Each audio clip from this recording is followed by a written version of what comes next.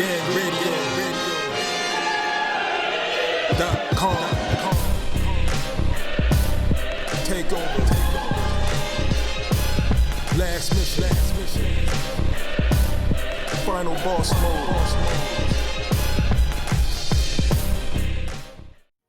Yo.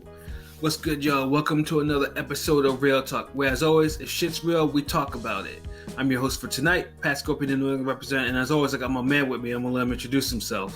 Yo, what it do? Shuttleworth the God, LB, Lauderdale Boss, GOAT artist, the Soul Wars creator, RingGangRadio.com.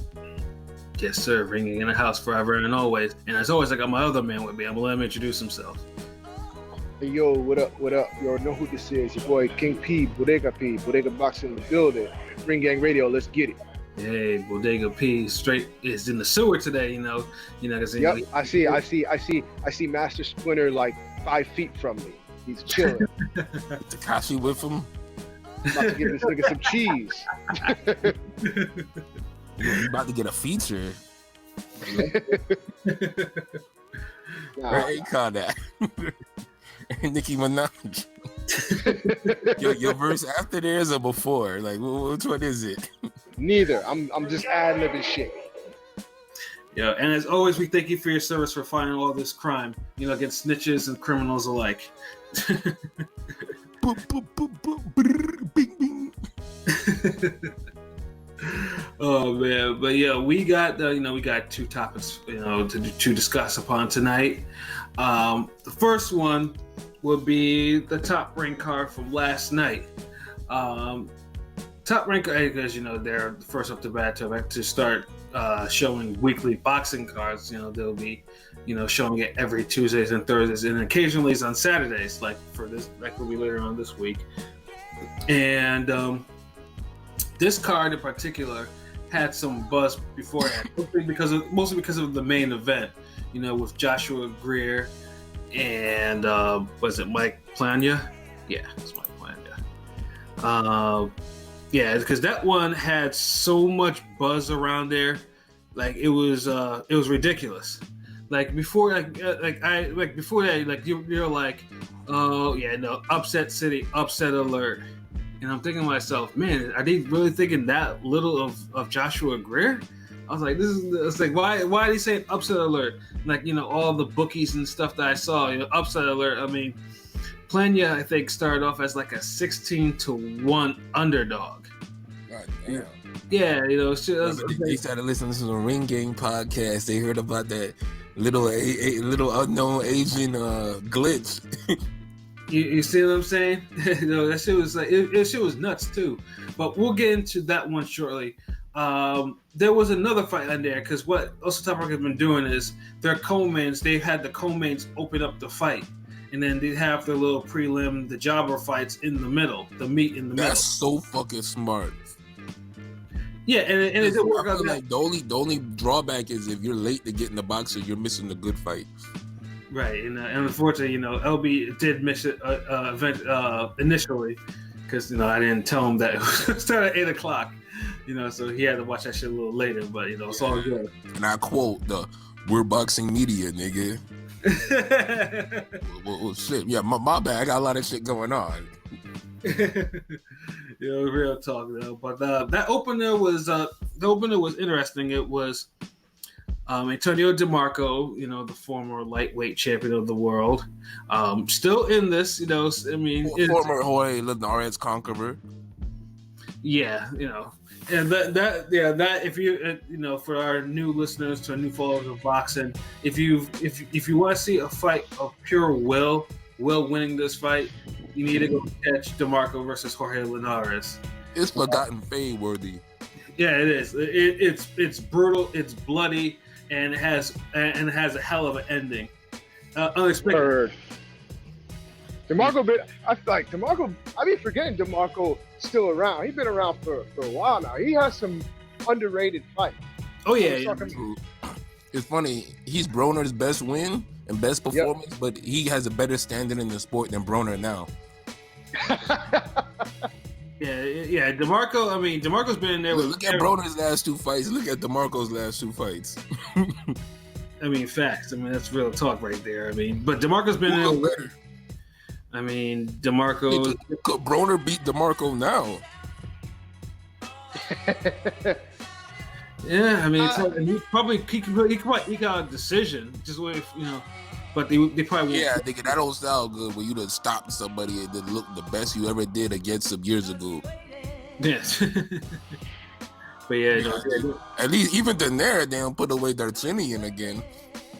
he did, although he struggled a little bit. Yeah, but you know, It'd be still, like you put them away. true, but yeah, no, Talk about Broner eke out a decision against DeMarco now. That's like horrible to even think about. it is. But like I said, man, it just shows how far that bro is actually fallen from the sport in the eyes of now not the hardcores, but actually the casuals still, No, the casuals know he falls off. Like, look, bro, I know how most Broner is falling off by just asking my wife, could he beat Amir Khan? Years ago, I would ask her and she'd be like, yeah, he's not Khan out the fuck. Like, nigga, come on. Now it's like, Khan might, bicycle his way to a win or something. Shit, I thought about that a couple of years ago that he could do that. Like, so hell yeah, I'm gonna think that now. And I'm talking about, and this is a question that was said, like, and answered around the Porter fight with Broner. So even then, it's like, okay, yeah, Broner still should be able to handle Khan, but then after the Porter fight, it's like, I don't know. So yeah. So anyways, to see DeMarco still operating and rebuild himself from that. Yeah, I mean, like I said, DeMarco's all these young guns and arguably beat them sometimes. Yeah, I mean, DeMarco's been in the ring with everyone. I mean, from Broner to Edwin Valero, the late Edwin Valero, Kid Diamond, Mickey Roman. Those were before the Broner fight. Yeah. Yeah, those were. Yeah, I remember the Kid Diamond fight. Shit, like, damn, I actually remember. Wow, you're bringing it back. That was so bad. No, shit, I remember the Valero fight. Everybody thought Valero had next. Yeah, Francis Bartholomew, and that one I tried to forget. The Omar Figueroa fight, which was just punch fuckery. The Vargas fight, which was good. And damn, like this nigga really, like this nigga is really like a.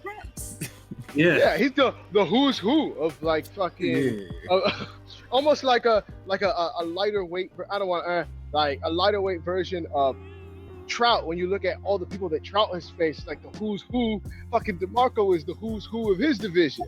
Right. Yeah, and then hell, he had probably one of the more underrated fights last year with Jamal James. That shit was a brawl and a half. So it's like, dude. He's still ticking. Now at a welterweight, and you would think though. He's like all the wars. He's the Joel D. Is it Joel? Not Joel D. It's Julio Diaz. Oh, Julio Diaz. Like Julio Diaz for me right now. Like, how he moved up in weight and was still giving fighters hard fights. Yep. Yeah, a shop-worn Julio Diaz at that. Yeah, he was bouncing Khan around the damn UK.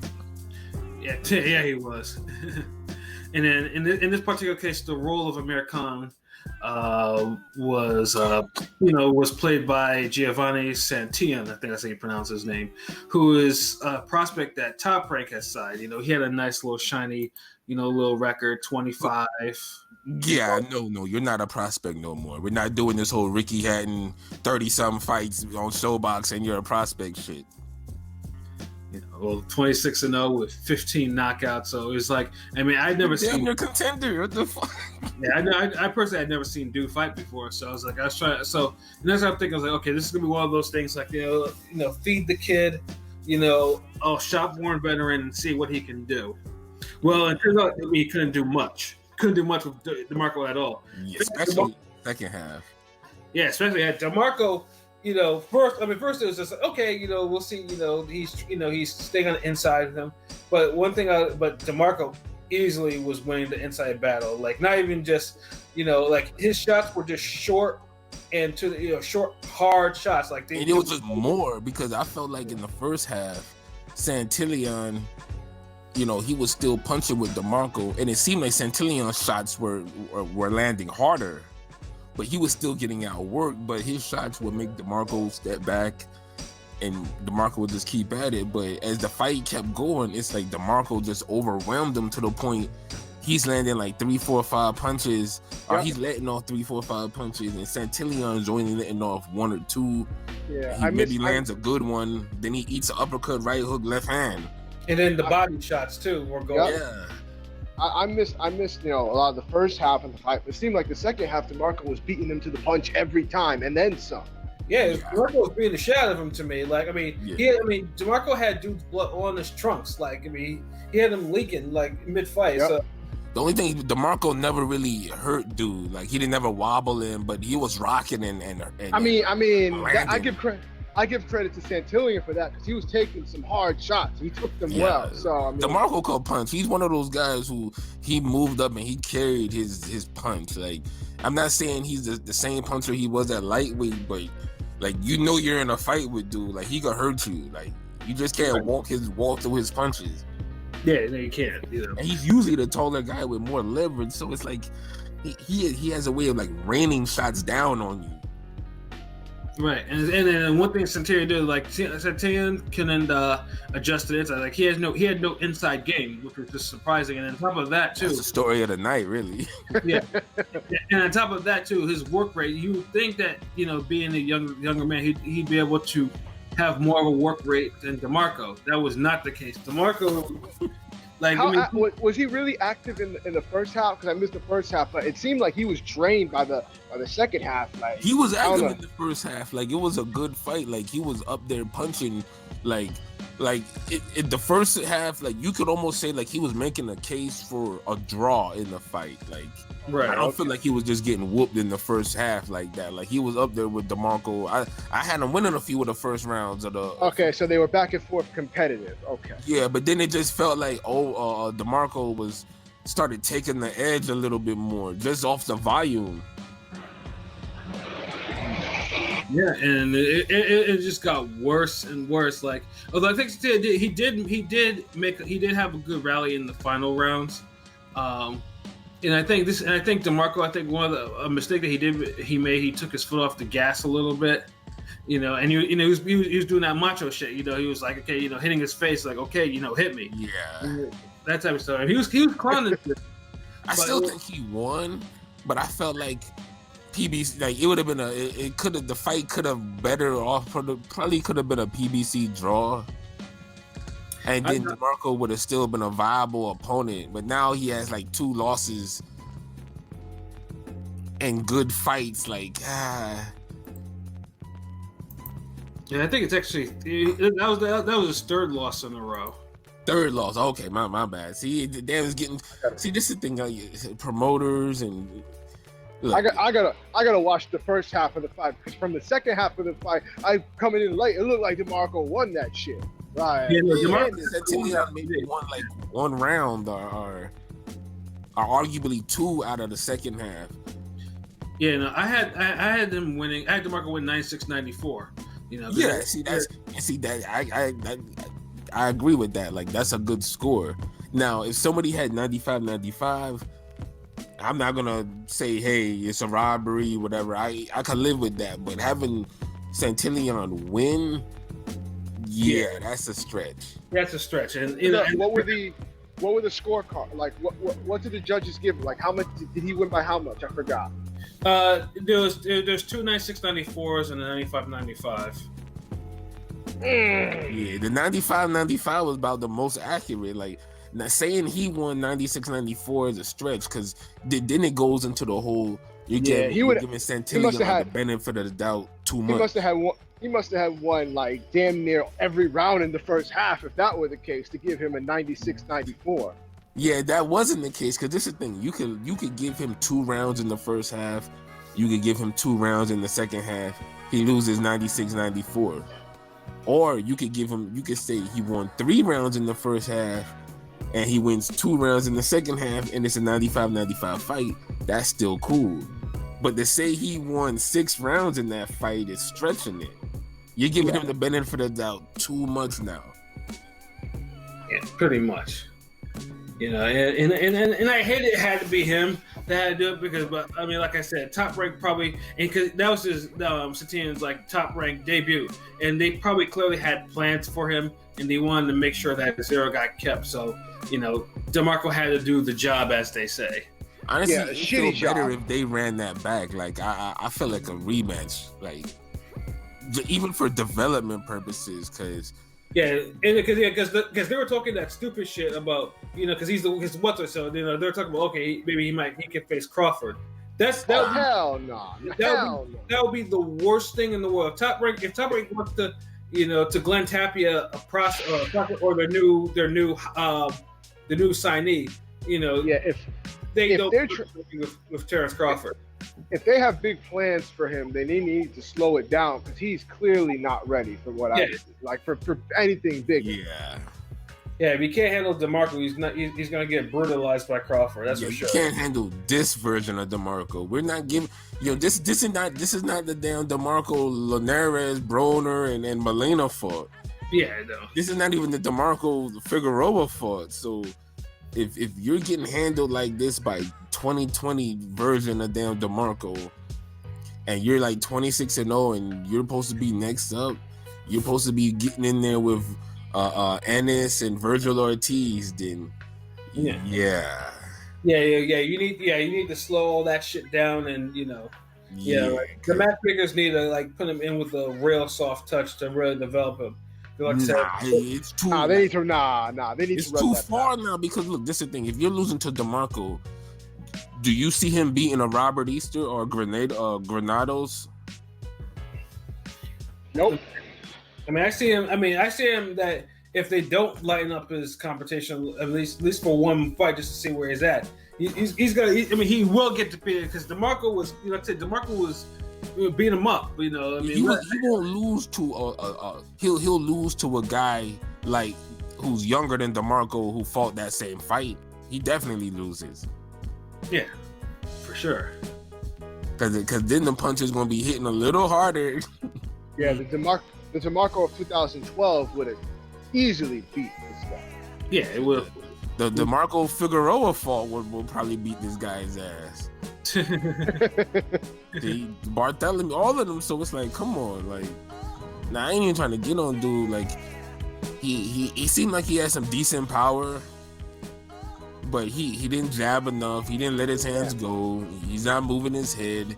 He stood in front of DeMarco. He has a lot to work on. Yeah, I mean, I haven't seen much of Santillan before, but I can tell you I wasn't impressed from what I have seen.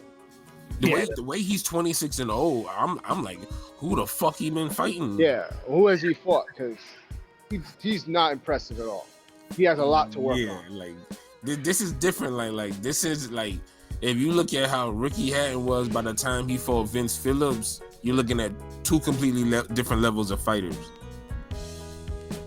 Oh yeah, for sure. If you look at the level Crawford was at when he fought Prescott, and compare it to this guy and DeMarco, you're looking at two different levels of fighters. Yeah.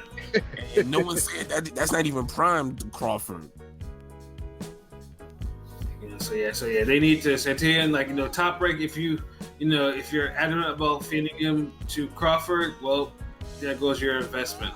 But if you actually want how about y'all don't feed him to nobody? Like, he wouldn't beat Jose Ramirez right now.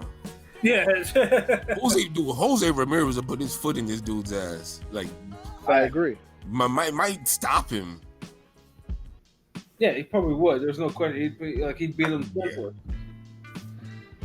You know, get that fight to Maurice Hooker. Since Hooker wants to. Shit. I might even say I'd probably say a one-legged Benavidez would box the shit out of this guy. That's fact. Could happen. I mean, the dude really wasn't impressive. No, I'm not impressed, like, at all.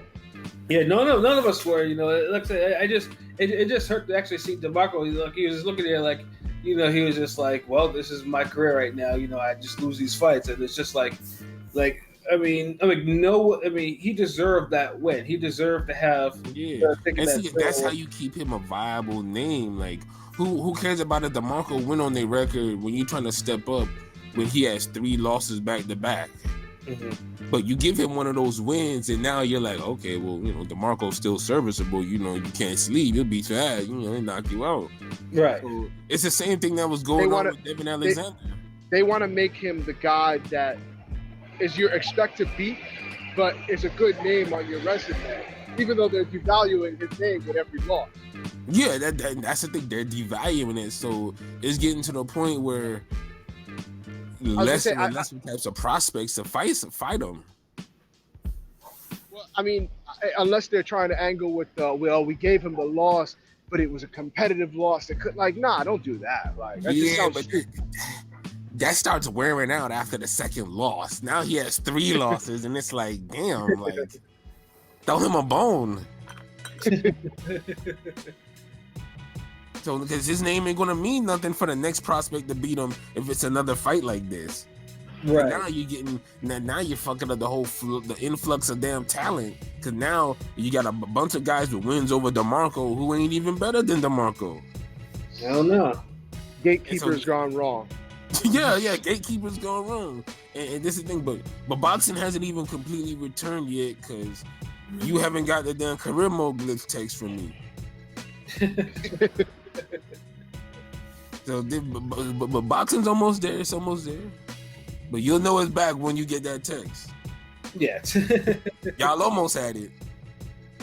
Well, I mean, it was close. Well, I mean, technically, the main event was probably a career mode glitch. It was, but with all the hype around Plania, Plania. Nah, that wasn't really a career mode glitch. Yeah, I don't think it was a career mode glitch at that point. It was more like, hold on, this guy is fighting a better guy than he thought he was. Yeah, no, but yeah, just segue into that fight, Joshua Greer and Mike Plania. Yeah, before that, the whole boxing internet, it was like, oh no, Mike Plania, he's this underdog, but he could be, but he could give Greer serious trouble. I'm just like, wow, it's like, and of course I found out he's Filipino, so I was like, oh, same city, from the same city as Manny Pacquiao, so it's like a little. He got an extra 2-point boost on being Filipino. Yeah, because if you know Manny Pacquiao's story, Manny Pacquiao grew up raw, so most likely someone who's from that exact area, most likely probably had a rough upbringing. General Santos, so it's closer. Yeah, but it was just crazy. It's like, why is this guy having so much hype? I was almost tempted to actually go call up, go to my certain sites and put some money down, and they're hyping him up so much, he can beat Greer. Yeah, maybe you should have, dog. I need to start that ring gang fun, like serious, man. we no, real talk. We get too many predictions on point to not have that. Facts. And you know what? Probably the next time I ever get some hype on that again, I'm like, you know what? Let me go hit up my former sites and whatnot and put some money down. But yeah, because the hype was just absolutely crazy with this fight. And then Greer himself, unfortunately, had not looked good in his last couple of fights. I mean, I was there in Jersey, where he fought the Russian, and most people thought he lost that fight. Oh yeah. And him and his promoter Dimitri Salito, they were heated. They were about that fight. They was not having it, And then he falls. It was a ring gang fight. Now I'm thinking because I'm thinking of the interviews and all that shit. Yeah, it was. Yeah, I was there in Newark. Yeah. Southern, man. Newark is a hell of a city, man. It's an interesting city to be in. I'll say that. But I interviewed that dude that got shafted in that fight with Greer, and yeah, he was not happy. He thought he won the fight. Promoter thought he won the fight, and they were anchoring for the rematch. Unfortunately, it just never happened. So Joshua Greer already been having some close calls. So it seemed like the stars were aligning, and a lot of times you gotta develop the boxing eyes to see when the stars align, especially if you're a guy that be making bets. I mean, honestly, Greer is another one that I didn't see it in. I don't know. I didn't know what everybody was seeing in him. When I looked at it, and I wasn't. Me either. Like, I'll be honest. Like, Since the Fulton, I wasn't impressed. Yeah. Yeah, no, I think what it was the whole pillow game, because I mean he did have some highlight reel knockouts for a minute, like he was putting cats to sleep, you know, but then once his competition rose, though, those knockouts stopped. I mean he hasn't knocked out anyone since like early 2019. In his last 2 fights, he struggled. I mean his last fight he probably should have lost because he actually went down in that fight too. He should have. Yeah, poor man's Thurman. With less boxing ability. I mean, dude reminds me of Rashid Warren for some reason. Oh no, what'd you say? I said Greer reminds me of Rashid Warren for some reason. Nah, I can see that. Yeah. You know. But Warren seems like to me more talented, like naturally talented, more athletic. I agree. Just not punching power or stamina. Yeah, I think his power is decent. It's just he don't have the stamina to really exert real like hard blows consistently. Remember, he be dropping dudes. He be buzzing people in his fights, like until he gets tired, and then after then it's like that fight night energy bar, the stamina bar, the blue bar just go real low. Like, goddamn, it's only the third round, and this shit like small as fuck. Like, come on. Yeah, I didn't even get hit by this dude. The game fucking cheating. Fuck this shit. Fuck all this. My money back. Oh man, but Greer, man, was just like, I mean, because you would hope that this dude would actually rise to the level, because Greer was high on a lot of the rankings. I mean, he was a WBO mandatory. He was number 1. So I mean, even in the ring ranking, I think he was like number 10. Like, he was a solid, real, legit contender. Yeah, dude. I mean, dude was probably like one more. This fight was probably. I mean, I don't think this fight was. He would probably, if he won this one, he probably would face like the winner of Monster and whoever, next. Yeah, the title shot definitely was definitely on the line. Yeah, so I mean, the fight happens, and when you in the top 10. Any fight is important. Any fight could be on the line for a title shot. Once you reach the top 10 and where Greer was at. Yeah, Greer's rankings were all high, and it was a mandatory for WBO. And then he goes in there, and off rep, like in 1 minute, you just see Plania just.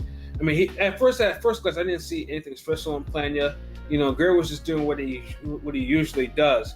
But then all of a sudden, Greer has a nasty habit of dropping his right hand.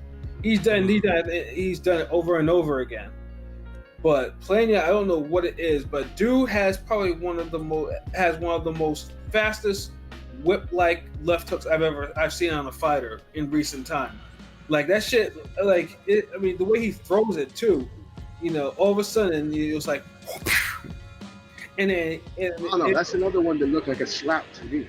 Yeah, but it didn't hit like a but slap. The thing is not landing like a snap. Like, if you notice, his full fist is connecting. Yeah. You see the knuckles.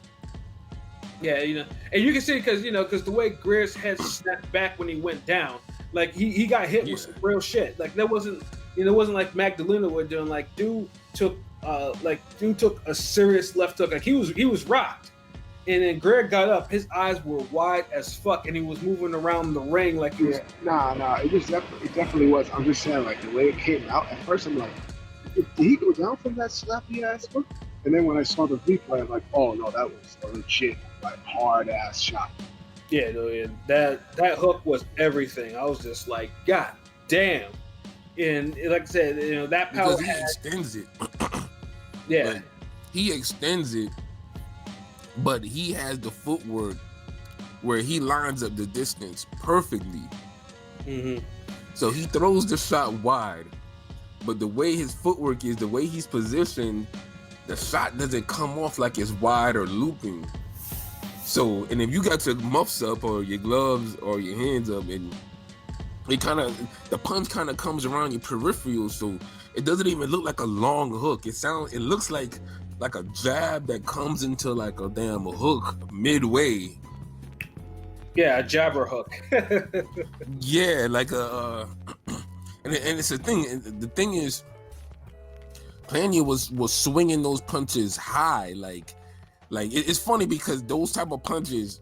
The last time I was actually doing the mitts was like in January, and I recall practicing those types of punches, but I'm throwing mine from like chest level or waist level, because you know you could really swing them, sling them, and put your body behind them.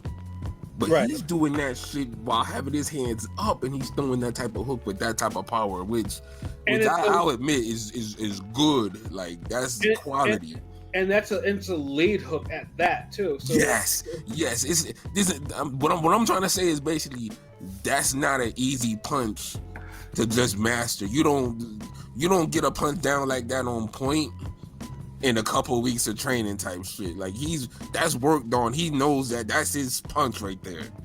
Yeah, and you know, and anyone who could throw a hook like that, like you can tell because Greer couldn't do anything with it because Greer got hit with it a lot. You know, it wasn't like once. Like, I mean, he got dropped twice with it. Like, yeah, in two different stages of the fight. Like, and the thing is, that showed you right there. Like, and see, and that's what made him get on his bicycle early because he's like, damn, I need to be away from dude to see that type of punch. When in reality, he needed to be closer so he can't launch that type of punch, or if he does, it goes around you. And then what I also like, that's supposed to land on your back.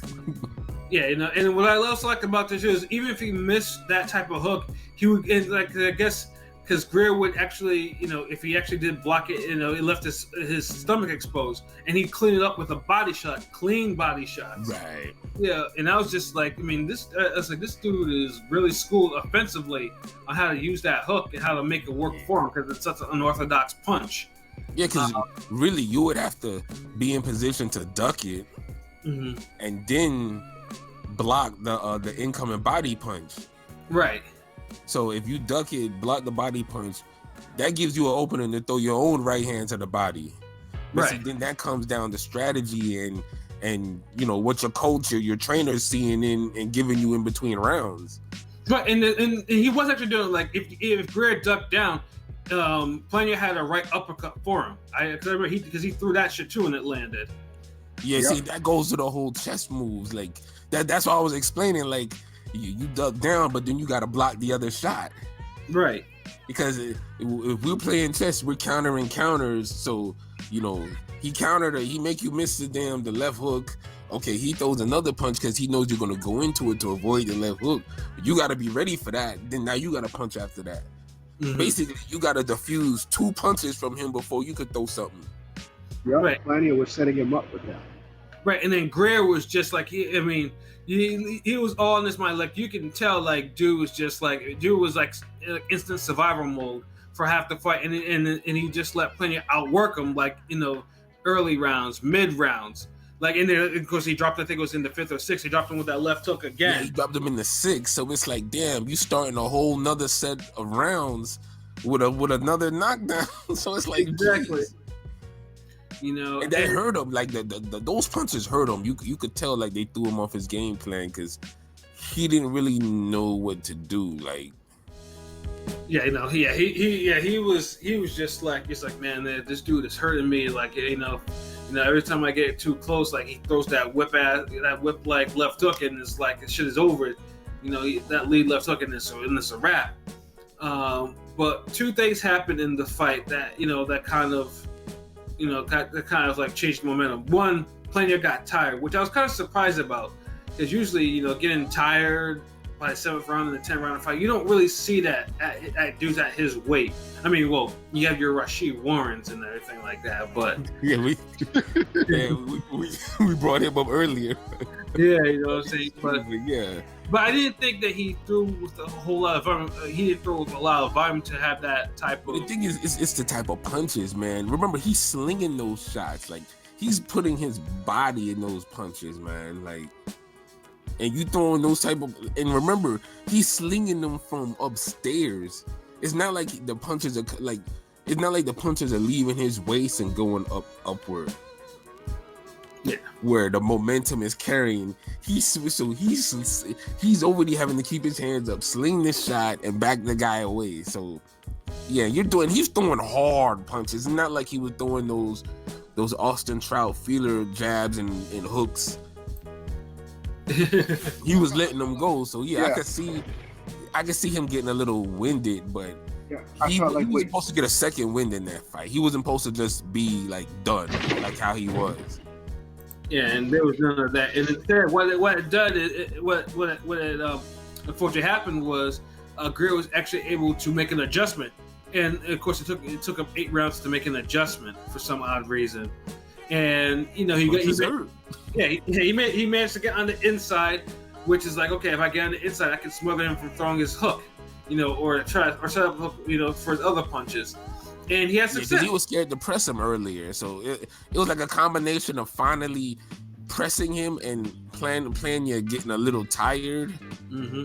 But sometimes you gotta make the guy get tired faster.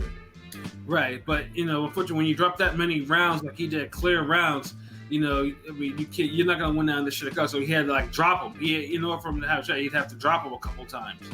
But Plania, even as he gassed, he held on, like he tied him up.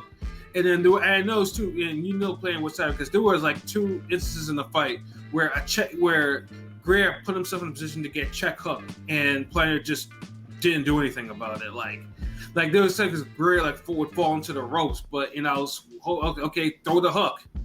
Plania would just be gassed, didn't do anything, and I was like, oh, damn it. Yeah, it's like he couldn't do nothing on the inside. It was just okay, tie me up, just walk me backwards. Yeah, ref, break us. One thing I hate to see when guys be trying to implement that emperor style of boxing. I mean, you know what I mean? That whole emperor style of boxing. Don't get me wrong, I love it. It's the most demoralizing shit you could do to someone when you fight him with your hands down and you come forward. That shit's fun, actually. So I understand it, why people do it, but you gotta be able to implement it moving forward and backward. You can't do the emperor style and intimidate somebody and then have them back you up and then just beat up on you on the inside. And that's what Plania was doing. So it kind of negates the whole arrogance factor you trying to employ in the first place. If you could come forward with your hands down and be all badass, but then motherfucker back you up with your hands down and you start getting your ass whooped, you ain't badass no more. Right. and that's what was going on. And Plania was smiling sometimes. I'm like, what the fuck? Why he got this look on his face?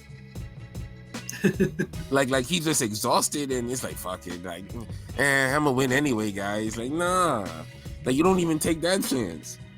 Yeah, and like I said, I mean, and he was lucky that he banked so many rounds, because I was like, you can't give away fights like that. If you're gonna give away 1 round, let's get your second win, but you gotta finish the fight strong. And he did it to a degree, but not strong enough.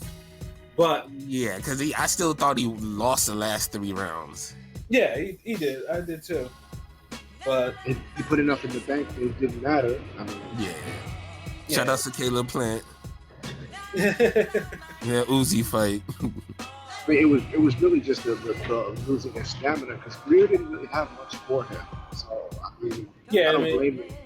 If that fight was a 12-rounder, Plania probably would have not escaped. Nah, I think he would have gotten his second win back if it was a 12-round fight. Yeah, that's a long ass time to get a second win back. You're getting tired by the 8th round, and you gonna get that shit back in the 11th, 12th. But most people get their second win in the 8th round. I mean, sometimes we've seen people gas and they just putt to the finish line. They putt to the finish line.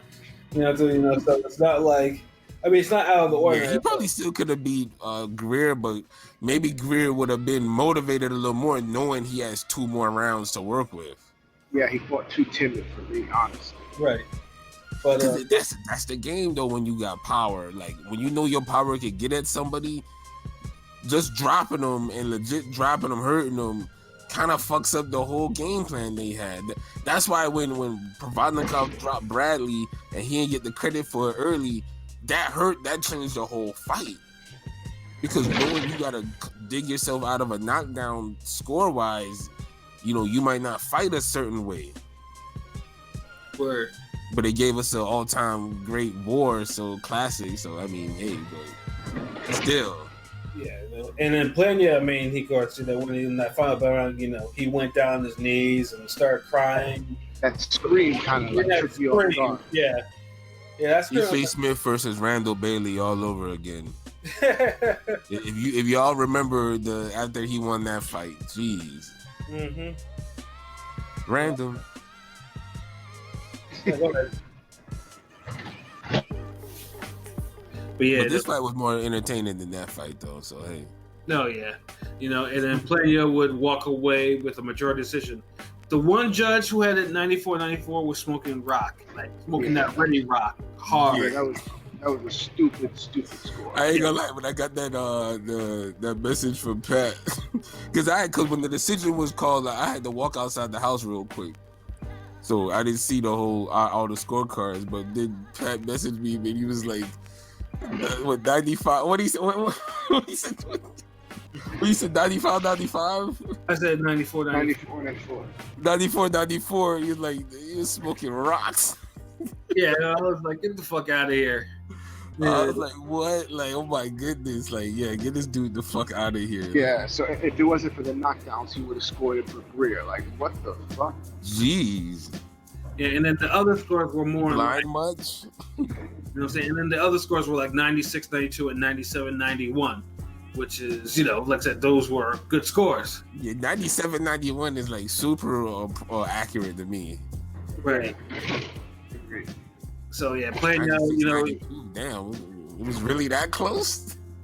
Yeah, I don't know what that motherfucker was doing. Like, it was not that type of close fight. I mean, I don't know if he had rocks, but he had maybe some shake or something. He, he vaped something. Nah, yeah, these judges were freebasing. The fuck out of here. It seemed like there was like one trash judge for every fight that day. Right, and I was just like, thankfully this wasn't a robbery, and then and it was just like, this is great, Plania, it's coming out of nowhere, and then making good on everyone's like prediction. Yeah, to beat Greer. In a good fight. It was a good fight. Mm. These top ranked cards, like I said, the main event, the co-mains have been fairly on point. Like this has been the best card to me so far overall. Like it was good, like from top to bottom. Like even the career mode fights and sandwich in between were entertaining. Yeah, they were okay. They weren't that great. To me, there was more competitive. Like there was better than the fights from the Shakur Stevenson card. Oh yeah, that one was just that one was WWE Super. That whole night was trash. Honestly, like yeah, that was just like stars against jobbers from beginning to end. You're right though. But this card, it was entertaining. Like the main event was definitely something, and it was something memorable as it produced an upset, a legit upset of the candidate. So I mean, Plania, he most likely will be put on probably several section bodies top 10. Greer's rankings, you can probably kiss goodbye. I mean, his mandatory for WBO, that's probably gone. He was high up for a lot of different rankings. He's still gonna be like a top 15, top 12 type of dude, but yeah. Gotta acknowledge the spot, but he seemed like he was a good sport about it. He was respectable. Like, hopefully he could bounce back. Yeah, I'm sure he'll learn from it. They might have to go tweak what he tweak it. Training. I wouldn't even mind a rematch actually. Later down the road or something. Yeah, if you're gonna have it before something, depends if whether or not they either one or the other pick up a title. Yeah, that's what I'm saying. Like down the road, like who knows? Like we got Robert Allen versus them Hopkins 3 times. that was one more time, 2 more times that we needed to have that fight. Be good on. And how many times we got Winky Wright and then Bronco McCart? Yeah. Actually, I can't even tell what's even a worse trilogy.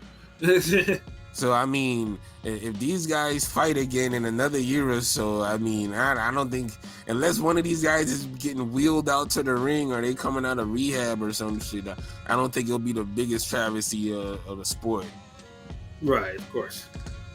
Yeah, you know, I'm just saying, like, if both guys, if Greer, you know, comes back on, he wants to avenge this, then and he gets some momentum going. Hey, or if Plania gets the damn title. And he wants to Greer. He wants to defend against Greer on some like, well, you know, you gave me a shot, and I catapulted, you know, type of shit in here. Yeah, let me defend against you. Let's run it back. Whatever. I can see that. You know. I guess I'd be okay with it.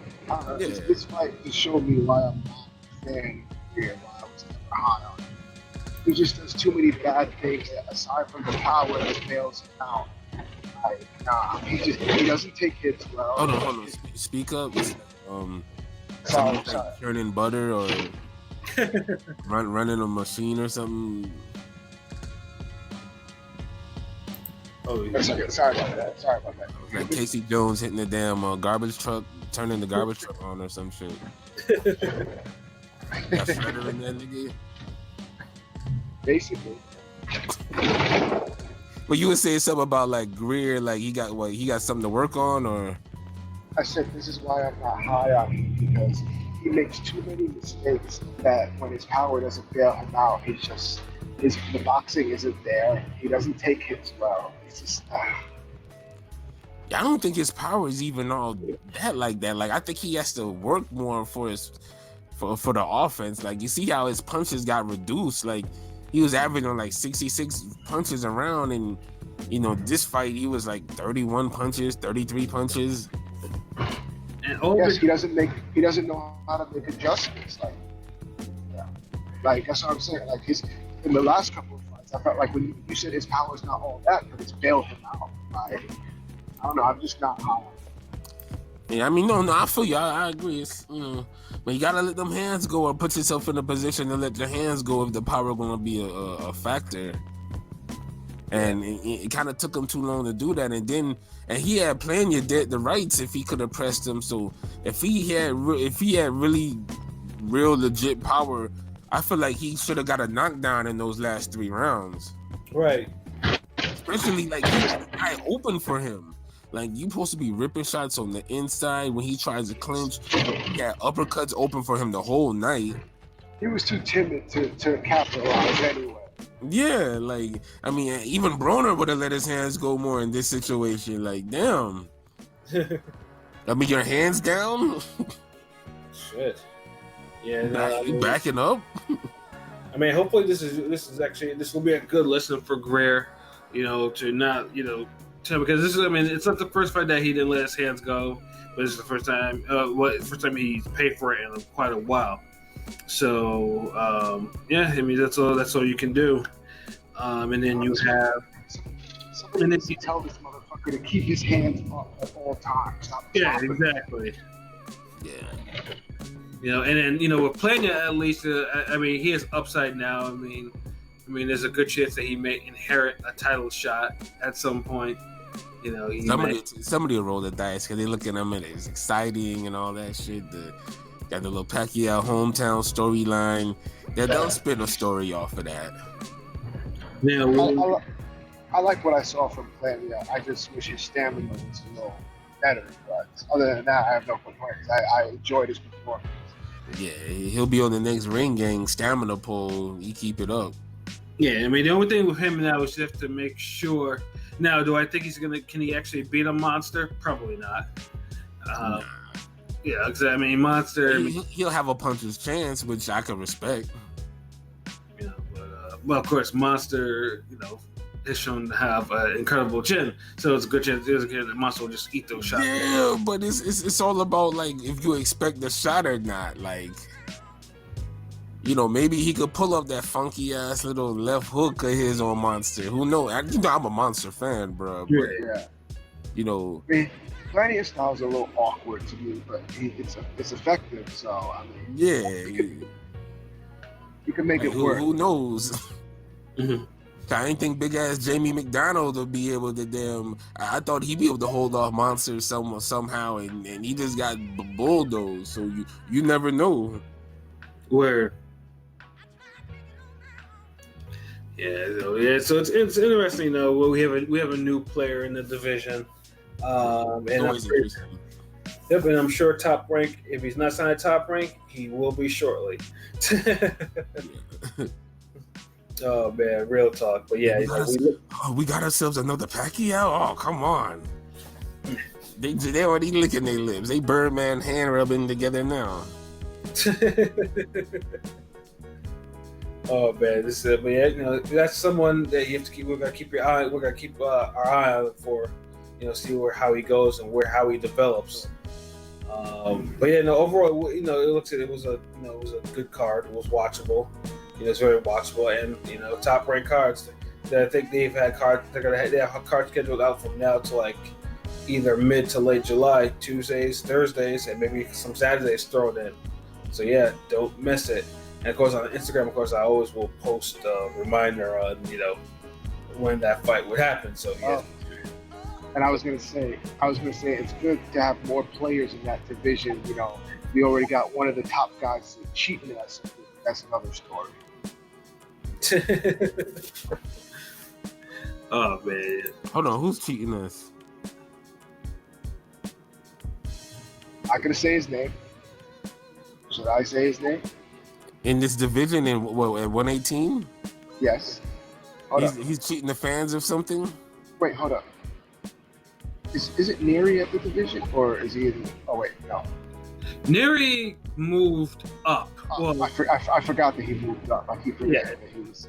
Never mind. Because that guy, he's a cheater, but he's not out banning no more. He's operating a super banner, and rightfully so.